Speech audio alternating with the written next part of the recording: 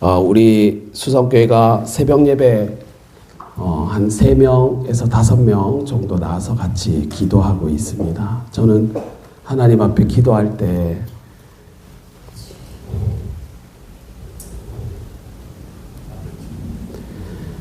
우리 수성교회가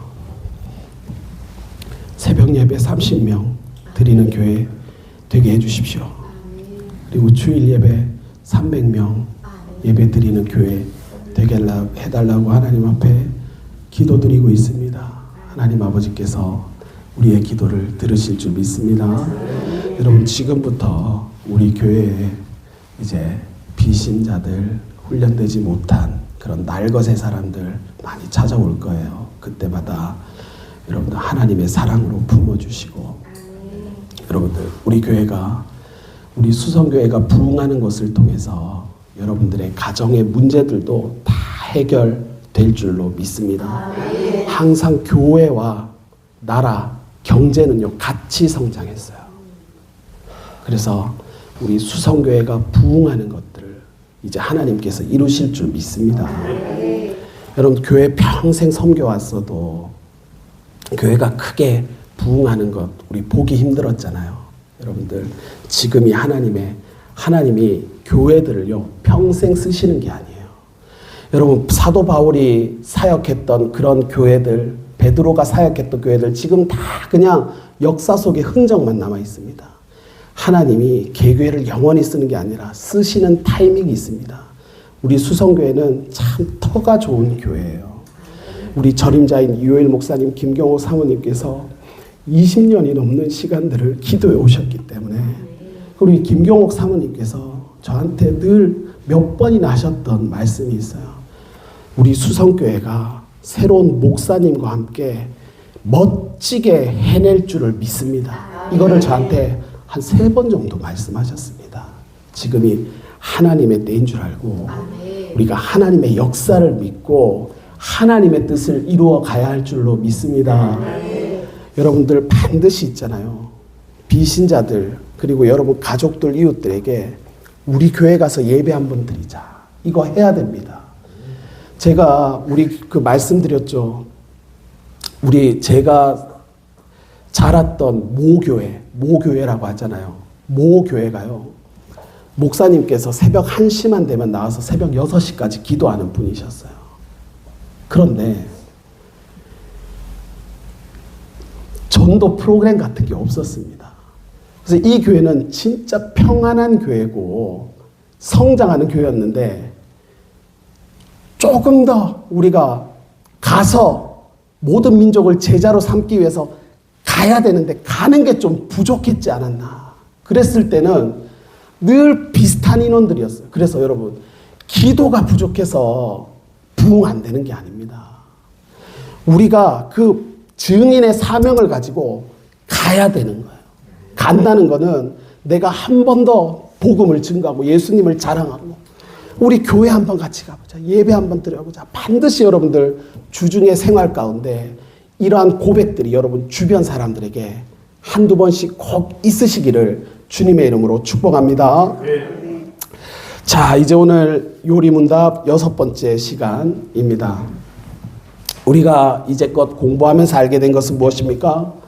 우리가 비참한 형편에 놓였다라는 것입니다. 우리의 비참은 뭐냐 하면 죄로 인해서 하나님의 진노를 피할 방법이 없었다. 하나님은 공의로우신 분이기 때문에 그 공의로우심으로 죄를 그냥 두고 볼 수가 없었고, 죄에 대해서는 반드시 진노하시고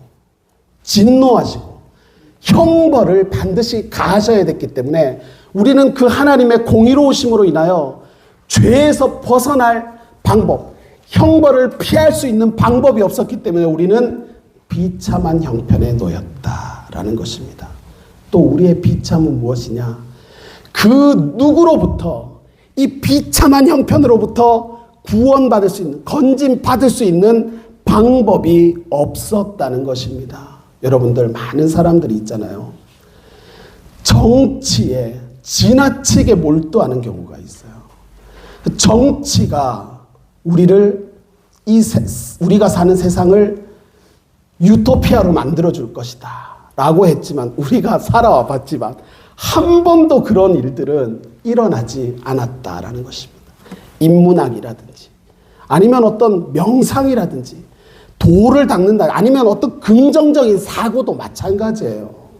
이런 것들이 우리의 생각을 그냥 조금 바꿀 수는 있어도 아무런 삶의 변화, 우리가 이 비참한 형편에 놓인 이러한 우리의 삶의 변화를 가져오지 못했다는 것입니다. 왜냐하면 내가 파산했는데 내가 다른 사람의 빚을 갚아줄 수는 없는 것입니다. 우리 모두가 죄라고 하는 이와 같은 파산의 상태에 놓였기 때문에 또 다른 사람, 내가 파산했는데 다른 사람을 도울 수 있는 방법이 없었습니다.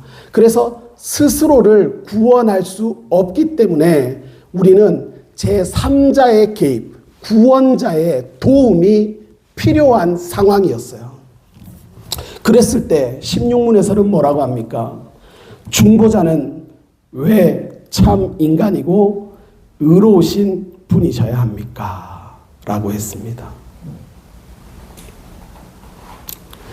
중보자는 참 인간이고 또 의로운 분이셔야 하는 이유는, 죄를 누가 지었습니까? 우리 인간이 지었잖아요.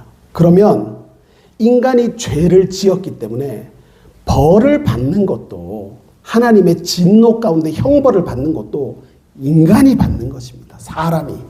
그러니까 사람이 죄를 지었는데 다른 것으로 그 사람의 죄를 대신할 수가 없는 것입니다. 그래서 인간이 참 인간이어야 되는데 이때 타락한 사람은 안 되는 거 알고 계시죠? 타락한 인간은 전적으로 부패하고 그리고 무능력하기 때문에 그 죄값을 치를 수가 없는 것입니다. 그러니까 우리가 사람이 죄를 지었으면 사람이 그 죄값을 치루어야 되는 거죠. 자꾸만 우리가 누군가를 핑계대고 저 사람 때문에, 내 죄 때문인데 저 사람 때문에 그랬다 하면 이거는 문제가 있는 거잖아요. 여러분들 가정이 왜 지금 이렇게 하나 되지 못하고 왜 가정이 이렇게 소란스럽고 분란이 많습니까? 이러면은 우리가 다 뭐라고 하냐면 저 사람 때문에 그렇습니다. 저 인간 때문에 지금 이 가정의 분위기가 이 모양 이 꼴이 되었어요 라고 한다면 문제가 있는 것이죠.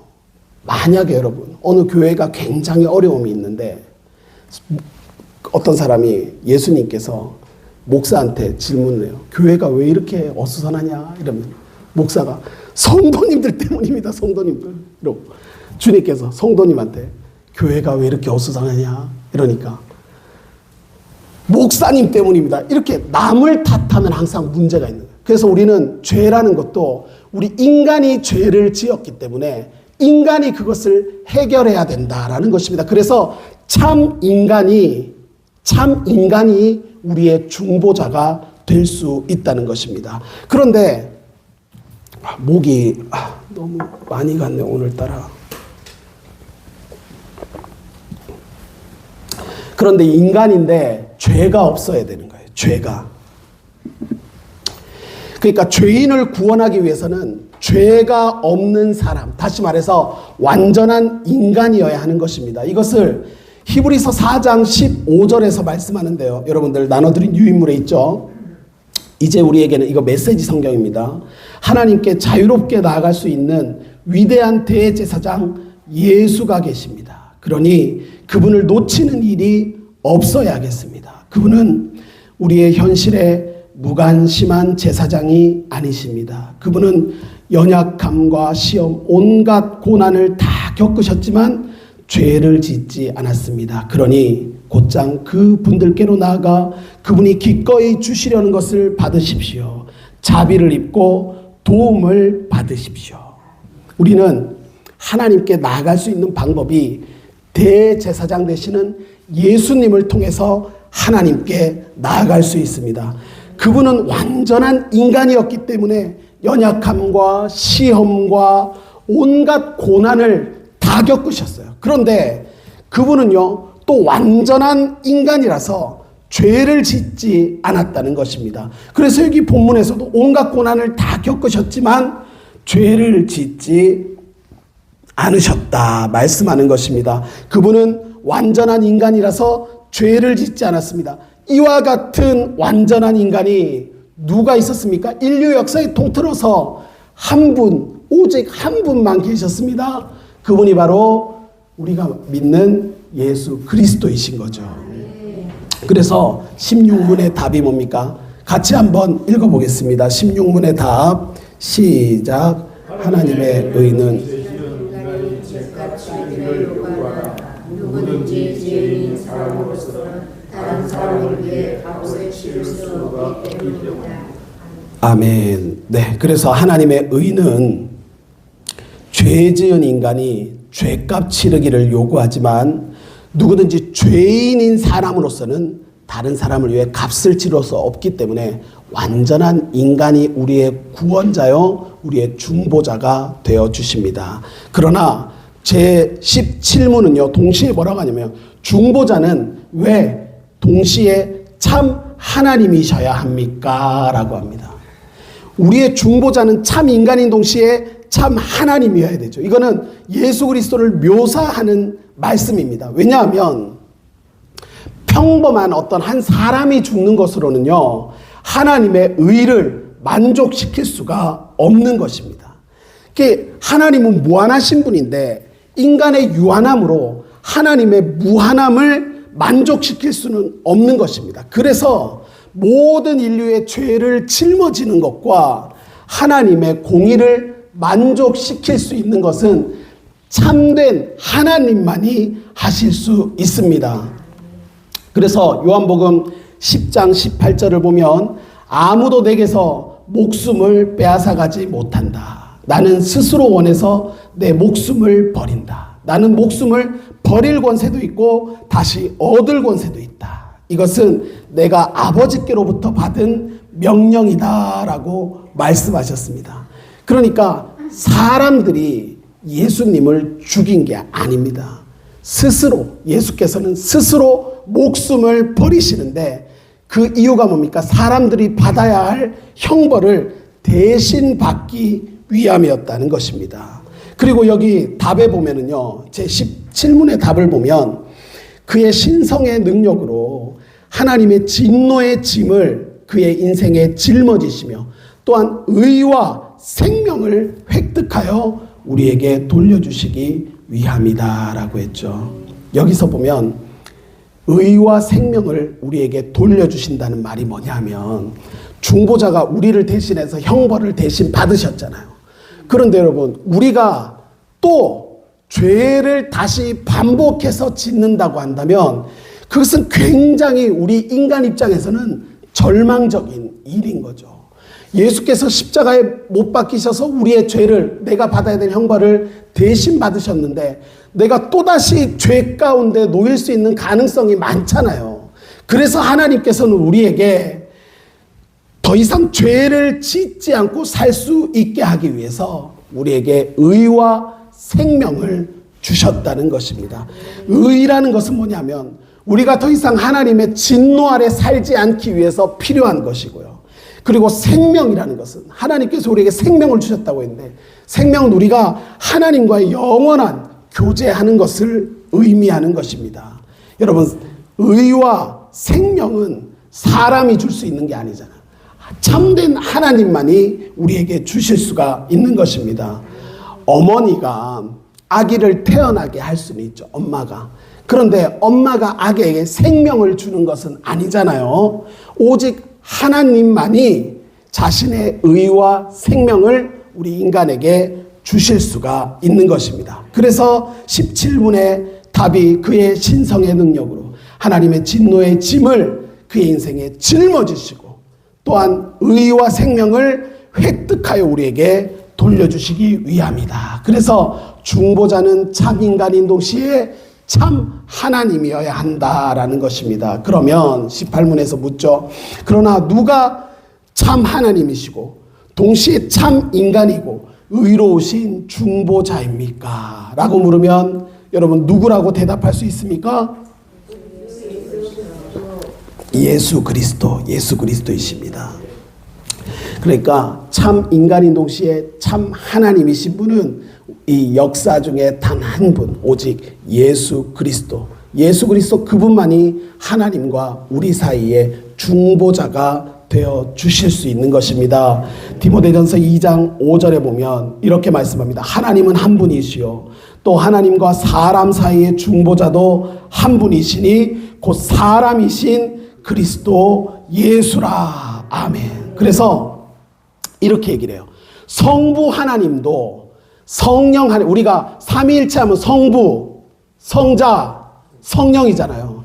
근데 표현하기를 뭐라고 하냐면 중보자는 오직 성자 하나님이신 예수 그리스도이기 때문에 성부 하나님도 우리의 중보자가 되지 못하고 성령 하나님도 우리의 중보자가 되지 못한다고 합니다. 왜냐하면 하나님 중에서는 오직 성자만이 완전한 사람의 모습을 가지셨기 때문입니다.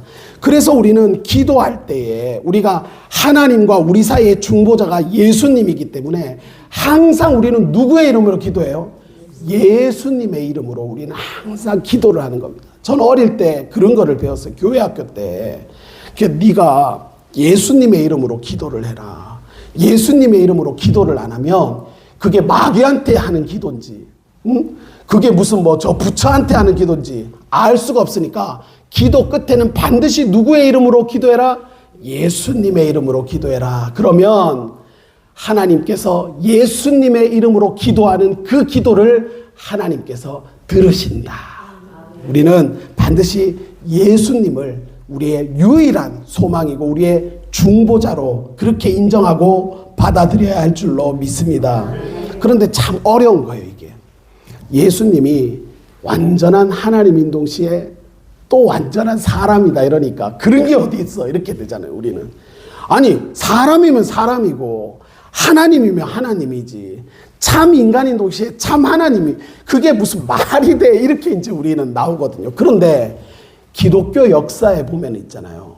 실제로 이 예수님의 신성과 인성 이것 때문에 이단들이 여기서 엄청나게 나오게 되거든요. 예를 들어서 하나님은 무한한 분이고 인간은 유한하잖아요. 그런데 그래 예수님이 하나님인 동시에 인간이라니까 무한과 유한이 이게 어떻게 섞일 수가 있냐 이렇게 얘기를 하고 또 하나님은 우리가 전지하다 하잖아요. 전지가 뭡니까? 전지전능하신 하나님 이러잖아요. 전지가 뭐냐면 과거와 현재와 미래를 다 안다는 겁니다. 전지하신. 그러니까 예수께서 전지하면 인간은 전지하지 못하잖아요. 그러면은 예수님은 다 안다는 얘기야, 모른다는 얘기야. 이렇게 될 수가 있는 거예요. 그러니까 한편으로는 그럼 예를 들어 종말의 날짜에 대해서도 인간이면 모를 거고 하나님이면 다 알 거 아니에요. 그러니까 이게 어떻게 이거를 해석해야 되냐 이런 질문들이 계속 나왔던 것입니다. 그래서 어떤 이단은 있잖아요. 그리스도 예수의 신성을 부인하고요. 또 어떤 이단은 그리스도 예수의 인성을 부인했던 거예요. 그래서 여기 요한 1서 4장 2절에 보면은 이 주인물에 나와 있나요? 요한 1서 4장 2절에 보면은 여기 이렇게 나오죠. 예수 그리스도께서 육체로 오신 것을 그러니까 완전한 인간으로 오신 것을 시인하는 영마다 하나님께 속한 것이요. 예수께서 육체로 오신 것을 시인하지 아니하는 영마다 하나님께 속한 것이 아니니 이게 잘못 났어요. 이것이 곧 적그리스도의 영이니라 라고 했습니다. 요한 1서가 기록된 시기가요. 서기 85년 전후라고 보거든요.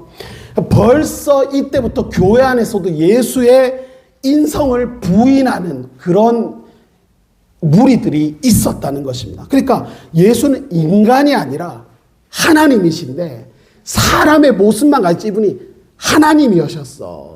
그래서 이렇게 표현을 하자면 이렇게 순간이동 막 하시고 이렇게 보셨다는 것입니다. 그러니까 예수의 인성을 희생시키는 이런 일들이 있었다는 것입니다.